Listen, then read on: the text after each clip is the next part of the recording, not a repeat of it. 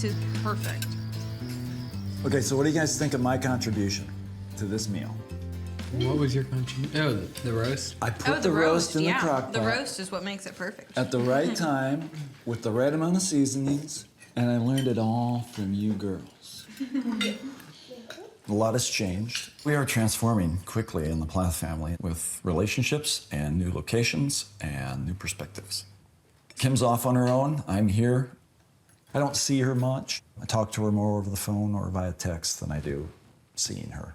We're settling into our separate lives, but we're always tied together via the children. Doing okay with the new routine? Mm-hmm. Yeah. You know? Yeah. You have the freedom to choose if you want to be here or you want to spend time with her, right? Yeah. How are you doing with the new setup? I'm moving forward. 25 years worth of marriage, you know, and then all of a sudden it's gone.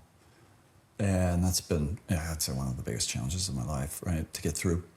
There were times where I'm like, oh, depression is ahead if I go there. But all the children have been very supportive. They've helped me get to this point where I'm stable and moving forward.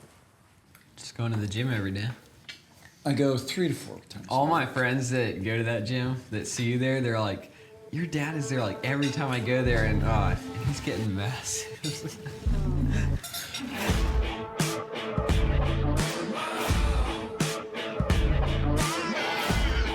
Working out, that's my new hobby.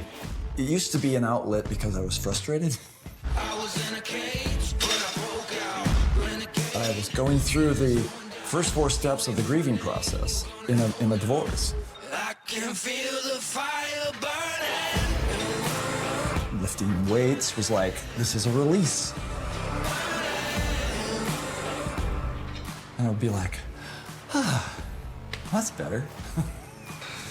But now it's kind of gained a life of its own, you know? It's like you go and you get pumped up. The blood flows in and everything gets bigger. And you go, wow, this is kind of fun. You can tell when he's frustrated if you're outside the building, because the whole building just like has a rumble to it. He's in there just throwing weights around. You're funny.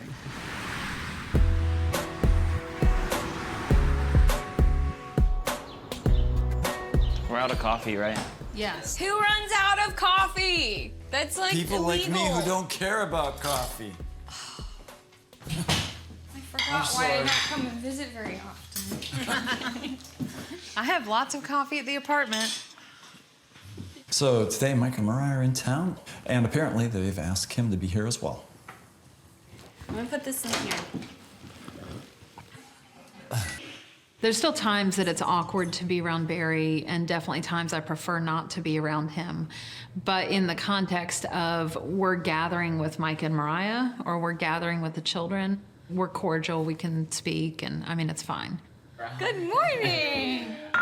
You look sleepy. Hello. Last year, we told the children that Kim and I are gonna just get along peacefully together, and this is an example of that. If there's anything simmering behind the scenes, you know, we just keep a lid on that. And just for the children's sake, you know, we get along and have an enjoyable time. Well, I'm glad we could all get together this morning. Moriah and I have something we'd kind of like to talk to you guys about. You don't have to be scared. It's not like a couple years ago. Oh no. Okay. Over the past few months, there's been a lot of that's happened in our family that none of us ever saw coming. With the divorce, as well as the situation with Ethan and Olivia. Oh, it feels like New York City out here. Yeah, it's cold. It's nice. This week, Ethan and Olivia are coming back from Europe, so Moriah and I just want to sit down with our parents and make sure we're all on the same page.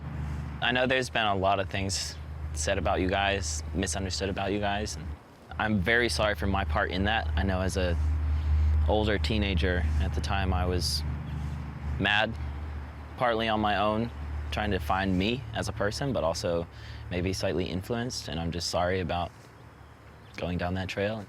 For the longest time, I looked at my upbringing as kind of horrible.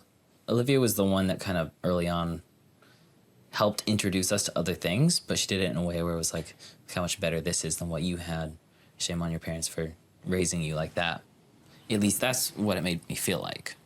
And that influenced me. It influenced Moriah. I've realized since then that my parents did a lot of things right. Growing up on a piece of land the size we grew up on, being able to own a herd of cows as a young teenager, that was my passion. I feel like that was so good for our brains as little kids, to chop down trees and to build things. I'm thankful for a lot of how I was raised. Honestly, she's always hated the way we grew up. She's always talked. And Ethan has, I really feel like he's absorbed all of that. And when you... And it's really knocked his confidence down. His he confidence. believes it now. Yeah. Yeah, you can't- know what it's called? It's called brainwashing. Brainwashing. And that's what's happened to him. Olivia has said a bunch of things about my parents for years, and it's only gotten worse. It's got to the point where lies are being told. And I personally want to do my part in making things right. The thing with the credit card, that story that she told, the way I see that is she was using basically a made-up story to validate her big emotions. She has felt this way about our family, about you and Dad, and she was like, I just have all this hate and anger that I'm spewing towards them, and I need to make myself feel valid. And that makes me so mad because I sat there by her side for years saying, you are valid. You can feel however you want to feel. That's okay. But I will not tolerate lies being told. I will not tolerate somebody just then going off the deep end saying, you know, like, you have every right not to like a person. That's okay. And you have every right to be like, oh, their values or their beliefs or whatever don't line up with mine and I don't want to associate with that. That's okay. But it's not okay to try and make the whole world or a whole family feel the same way. Well, it's just relationally destructive. Yeah. You know, that approach is very relational. And I see that can- now, you can and see that's it why I choose in not to have a relationship with her anymore. But I have to tell you, when you two and Lydia and Isaac got together and came up with a group statement and posted it online on my behalf, I know you probably cried. I cried really hard. That made me feel so good that somebody's standing up for me. So thank you. As far as the credit card story goes, I know my truth. Olivia has her truth, but I'm not going to fight that battle. I'm tired of constantly defending myself against things that Ethan and Olivia have said about me.